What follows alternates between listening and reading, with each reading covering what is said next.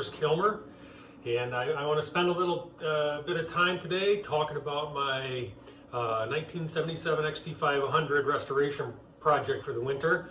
I posted just kind of a real general initial first video about this bike and the work I'm going to be doing to it, but I wanted to spend just a few minutes here to talk about my intended restoration process for this bike.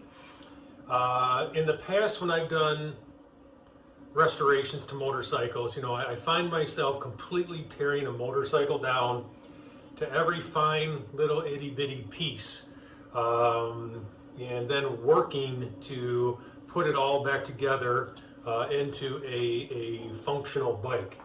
And I have found that process flow in the past becomes a little bit overwhelming and sometimes even discouraging as I get towards the end of my restoration process. I walk into my shop and just see parts strewn everywhere, and I think, man, I got to figure out how to put this puzzle all together before I can kick this over and even see if it'll run. So I think this time for this XT500, like I said, I'm going to handle things a little bit differently. The first thing that I'm going to do is to start with the engine rebuild process first. This engine case, I do not believe I'm going to need to split this case. I am going to be doing a top end on this engine, so the cylinder jug is going to be power honed out. I believe 1/10 over or 1/4 of a millimeter over. I think the manual specifies. The head is going to be ground. I'm going to get the valve seats and the valves ground, make sure I have a good seal going on in the head. And then eventually I'm going to go through the clutch and take a look at just some of the other stuff here that's kind of on the external part of the case. And eventually get the side cases back on and button this engine up. And then this engine's going to go over next to my bench and it's going to be complete. And then once I get the engine done, then I'll move on to the next phase of the restoration. I think the next phase of the restoration at that point is going to be probably removal of the wheels here on the motorcycle.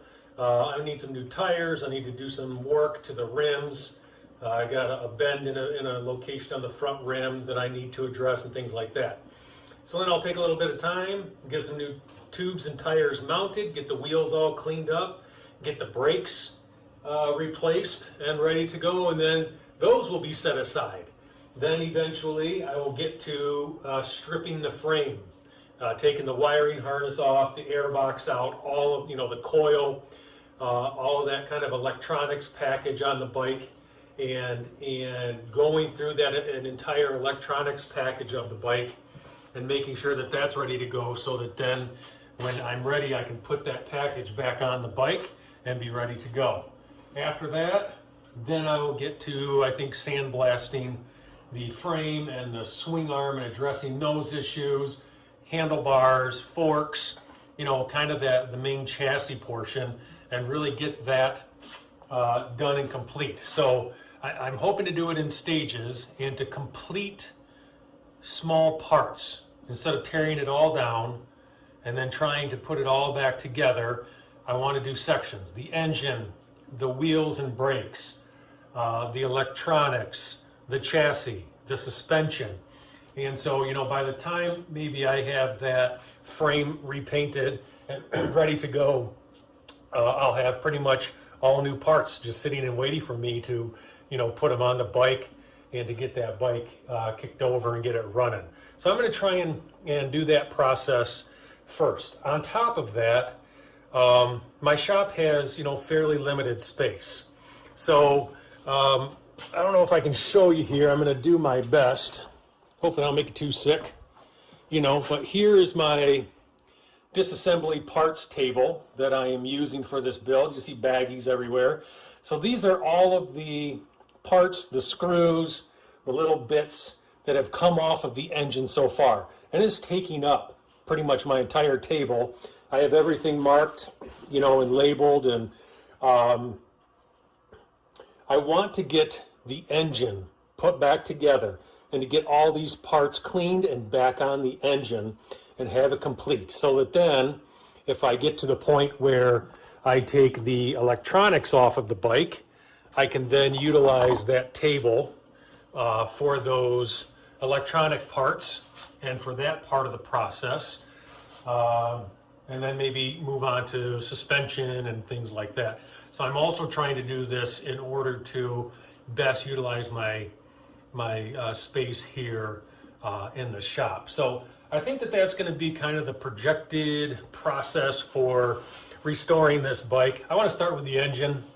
I think if I work diligently, I can probably have that engine put back together and completed, sometime in December, and then I'll just leave that here in my shop. And when I come out and to my shop and hang out on the weekends, I'll be able just to kind of look at that engine and get excited, for this bike build. And then I tell you what, once I get some new tires and I get these rims and wheels cleaned up, it's going to be awesome to see the fresh tires on those rims and to think, okay, I'm getting a little bit closer. Same with the electronics, same with the suspension, and all of those little different bits. A friend of mine once said, it's easy to tear stuff apart, but it's a lot more difficult to put it back together. And if you kind of think about that philosophy or that statement, it is pretty true.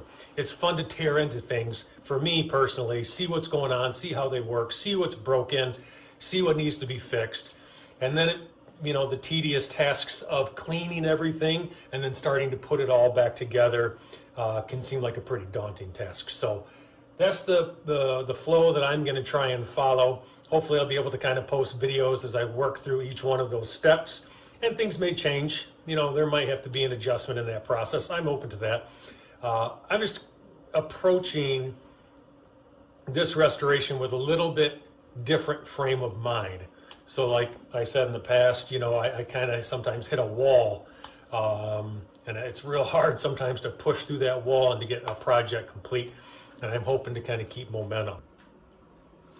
All right, so just in conclusion to this video, I hope you enjoyed kind of hearing about what my process is going to be. I'd be interested in any comments that you have or any thoughts that you have in my process that I am using in approaching this restoration. So once again, thank you very much. Please like and subscribe, hit that notification bell on my channel. And I also wanted to take just a brief moment and say thanks to Dale. Dale recently gave me a shout out in one of his videos, and Dale's YouTube channel is great. He does some impressive work, a wealth of knowledge, and I just wanted to say thanks to Dale for that. I'm going to put a link to Dale's channel here in the description of this video. So have a good day.